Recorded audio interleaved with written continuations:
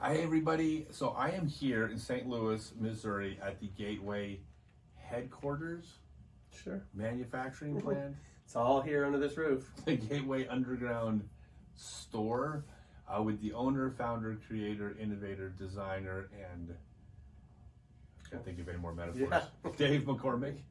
How's it going, Scott? Good, man. So we're going to be doing a full 1 hour podcast with you soon where we're going to talk about the history of Gateway, get into all the details.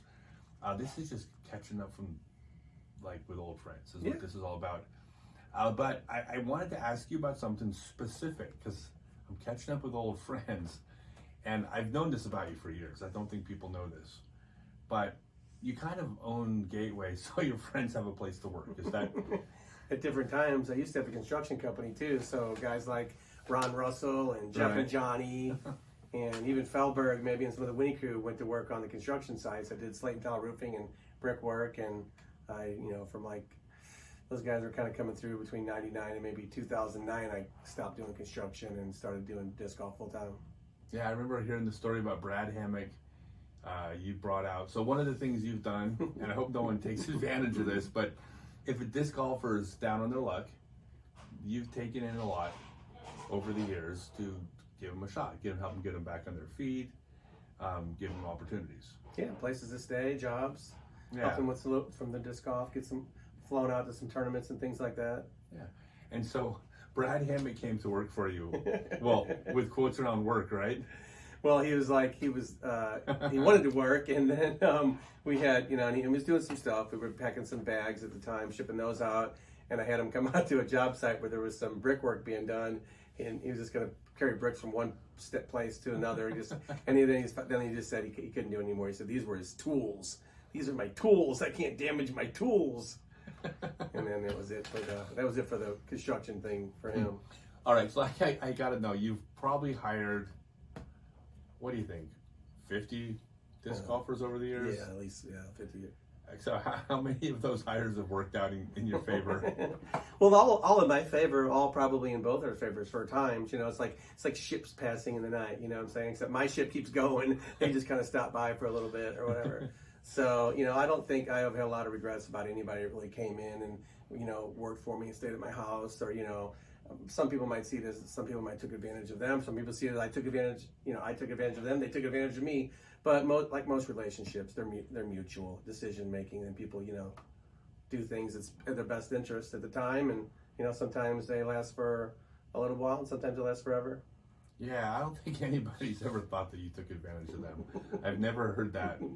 But that's a mindset that's just that's not a story that gets told when you talk about companies and disc manufacturers. That's a story those are the stories that the people that follow me get from me because they're the stories that I like to tell. Yeah, well, I didn't get into disc golf to jam $5 and $10 bills in my pocket. You know what I'm saying, from selling frisbees. $5 and $10 I did this because there's because I had a passion for disc golf, and I like designing and installing disc golf courses. Then just kind of one thing led to another. Now I've got 22,000 square feet and 20 people working here, and I got to sell 20,000 frisbees a month just to eat ramen noodles. That's right. It's not.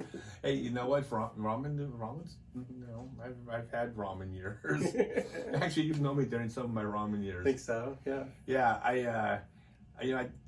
I talked about you in my book, and you haven't read it yet because you haven't had 5 free minutes in since I've known you.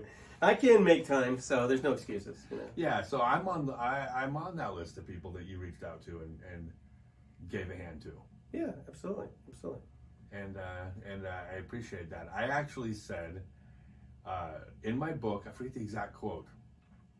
I don't want to freak you out or anything, but something along the lines of I talked about you in the 90s. Because that's when my book ended, 2001, and I said about you is that little did I know at that time that someday Dave would help save my life. Oh yeah, I wrote that in my book. Oh nice. You know that story. Yeah. You know what you were a part of. So anyways, but you need to read my second and third books to get the story. The sequels come out. Are they in chronological order, or are they jump around from years? No, it's a. Are you kidding me? I finished A New Hope. which ends in 2001. Empire Strikes Back is going to end in 2014. Oh, nice. And then my Jedi is going to be 2014 on. But the second book's in production. Well, in the works, being written. This COVID thing it's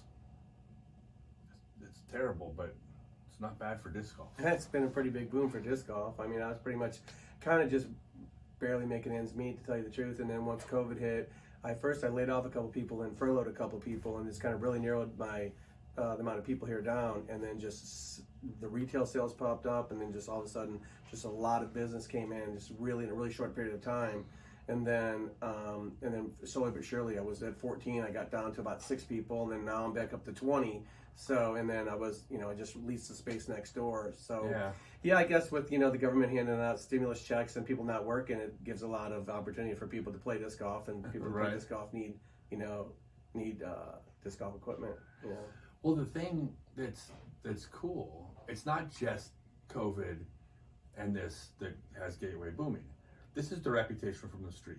So you have a lot of loyal followers. A lot of people consider the Wizard the best putter ever made. I mean, I remember one time in a poll, the Wizard was chosen as the best putter in the world for years. During the March Madness, during March of the beginning of COVID, there was a contest. I think it started off with 32, and we wound up winning that contest. Did you? Okay, so yeah. Mm-hmm. So definitely have a reputation for making good discs, but one of the like inconsistencies was one of the things that people used to talk about back when. They're not talking about that anymore.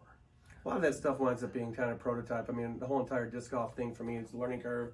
I mean, I started off with, I had a guy build a mold for me, and I know zero about anything to do with molding or plastic or anything. And I drove around, I called people up and say, hey, I'm looking for some plastic to make frisbees out of, and then I'd tell them about it, and then they're like, hey, you need to come by our shop. I'd come by there, and they'd get their best guys out there to sit in this little room and talk to me about stuff. I'd tell them everything I know, and everybody was astonished. People are genuinely astonished by things that fly anyway. So I became known as like Frisbee Dave to all these molders here in St. Louis, and people would give me polymers, they'd give me machinery, they'd give me advice and things like that. I basically talked to them until they told me like, hey, we got to go back to work, man. And then so that really, there's a lot of people here in the St. Louis area, even though it's a small molding community, maybe 30 or 40 molders all together. Everybody kind of knows everybody and shares resources.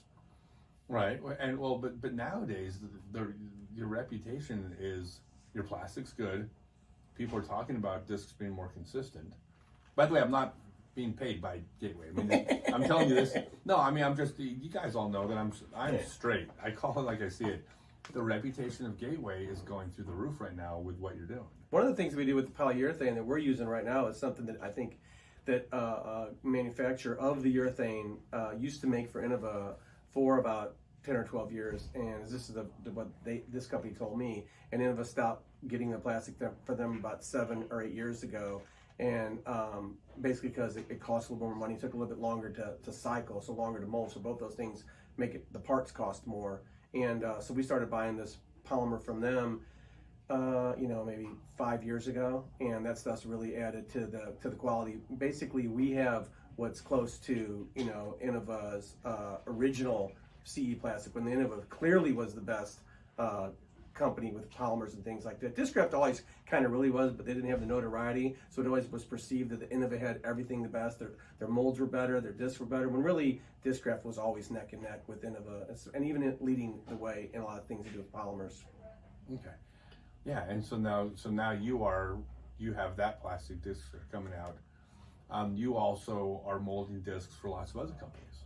Yeah, there's 6 companies right now: AGL and Black Zombie, Reptilian, Storm, Wild. Sun King? Sun King has a line called Aquaflight that we mold for them in 5 of our models that we mold in material that's less than 1.0 specific gravity, so they all float in water. And he's got some waterfowl names like Osprey and stuff like that. Mm-hmm. So it's cool. So you're doing some big things. We're going to cut this short because I know that you have to get back to work. I had to wait like 2 hours to drag you away from the project you are working on. But I want to do an in-depth interview about the history and about Gateway bags and about St. Louis disc golf and everything. But this was just catching up with an old friend and